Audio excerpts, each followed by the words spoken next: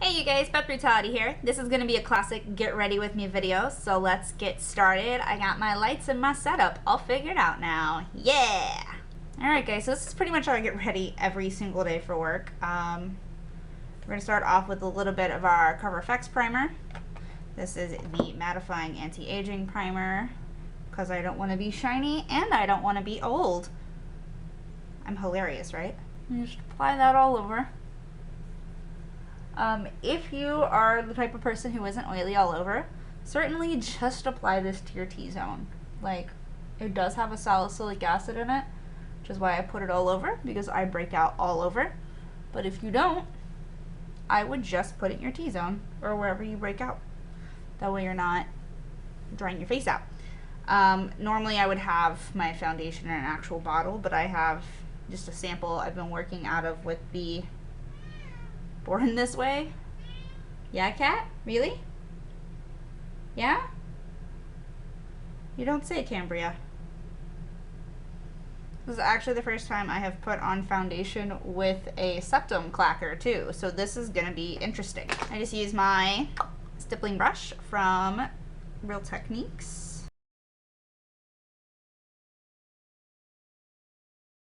And there you go. All foundationed up.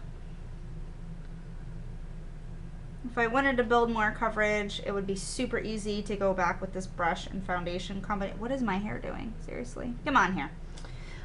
It would be super easy to go back and build up more coverage just by stippling it on. But I'm not looking for a ton of coverage.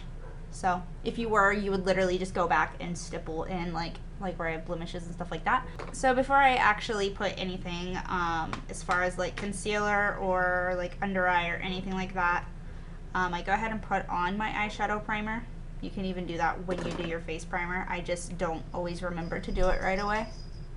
First we're going to do the No Dark Shadows, just to color correct a little since I am super fair and my circles show through really easily. And then some actual concealer.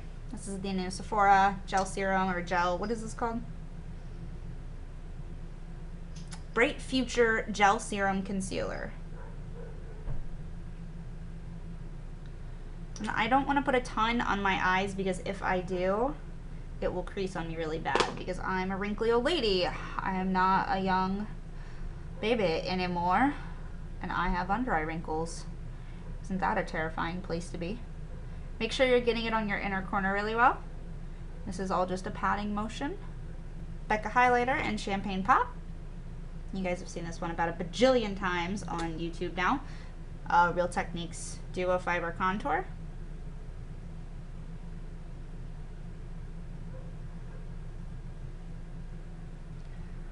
For like an everyday look, I don't take this below the eyes, but for like work, because the lighting is pretty low in there, I do go below the eyes. Then I'm gonna take the Duo Fiber, or the regular contour brush from Real Techniques with Chocolate Soleil, which I've had forever. Starting back by the tragus, cutting out that cheekbone. Start with less because it's always easier to build it up than to try to blend it out and take it off. Then this guy, which is the 16-Hour Wear Bronzer from Too Faced. And then the number 79 from Sephora. All of my brushes have cat hair on them. It's sad. My cats like get on my desk no matter what I do. Use this as a blending color in between contour, highlight, and just in general to add a little color on the cheek. Otherwise I look really pale because I am really pale. Let's be realistic here. You can contour out with the Chocolate Soleil, or you can do it with the 16-Hour. I like doing it with the 16-Hour because then it looks more like I've added color to my face and less so like I'm contoured. Because with my oval face shape, I don't necessarily need a forehead contour. For my eyeshadow colors, I'm not going to get too crazy with it. Just going to use a couple of colors. Two of them are from NYX. I've literally had these probably the entire time I've been YouTubing. And then this from Givenchy. It is the color Fancy Coffee 08. Obviously a tester, so that's something I obviously got from work. taking, and then this case it's the MAC 252 SE, which just means it's like a short handle from a collection, but just a flat shader brush. You can use any one you want. I actually need to wash my eye brushes. I washed all of my complexion brushes and then never went back and did my eye brushes. This is gonna go right below the brow bone.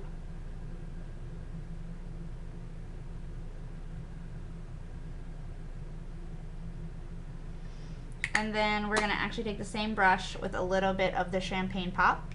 So you can see it just kind of gives a really nice brow highlight. And then we're gonna take Champagne Pop and go right below the brow bone.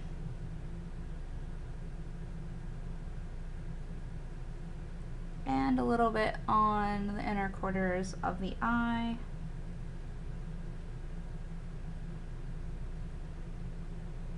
And then we're gonna take taupe. This is the color taupe. The first one was just called white. This one's literally just called taupe. No crazy naming system there. And this is the Sephora Pro Blending Brush number 27. I can never say BR and BL right after each other, which I think is hilarious. And this is literally going on my entire eyelid. And then up into the crease. Then I'm using Fancy Coffee. I'm literally just swirling the brush in the entire thing.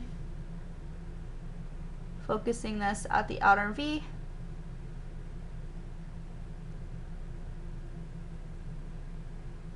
And then just a little bit of liner, doing the Kat Von D liquid eyeliner. And I love this one because it's so easy to work with. And I'm gonna say that, and then I'll probably mess it up on camera. That's it for liner. Nothing too crazy. You can do bottom liner if you want, but I don't on most days. And then mascara.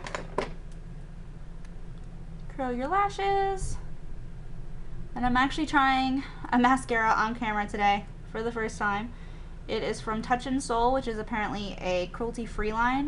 The mascara does have beeswax, so it's not a vegan mascara, but it is cruelty-free. They had this little duo of this and the other one called Paper Pusher in this cute little box. So I got it to try, that way I could see, since it is a cruelty-free mascara. I was not crazy about Paper Pusher because it has fibers, so we're gonna see how I feel about Stretch X. The names just crack me up. Spoon side up, guys. Always spoon side up. Okay, so I already like this one like 110% more than Paper Pusher. With the fibers, the Paper Pusher just like was super wet and like almost goopy, which is only a problem because I have long lashes and it's not really geared towards people with long lashes, so that's probably part of the problem.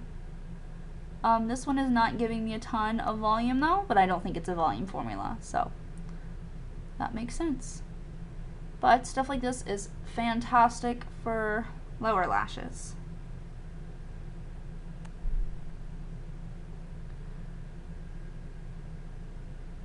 Okay, now it's of course dip brow time. And I use dip brow with my brow brush from Real Techniques. Go figure, all my brushes are like from Real Techniques. And I don't fill a ton to my brows. I don't do a ton of definition. I mean, some days I do. Like if you come and find me back in skincare on like a Tuesday, my makeup's gonna look completely different than if you come and find me on a Saturday. I try to dress according to the day of the week, or look according to the day of the week. Difference brows can make, huh? Although I will say I have gotten into a very healthy position with my brows. Back from, you guys know I used to shave them off and draw them on because they just grew in so weird. But my brows have a functioning relationship with me now, so that's always exciting.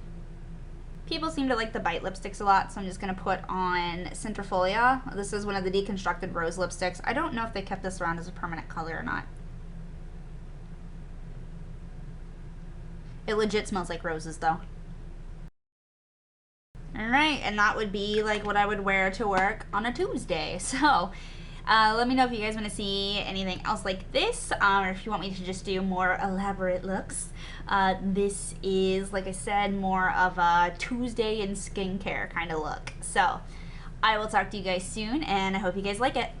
Bye.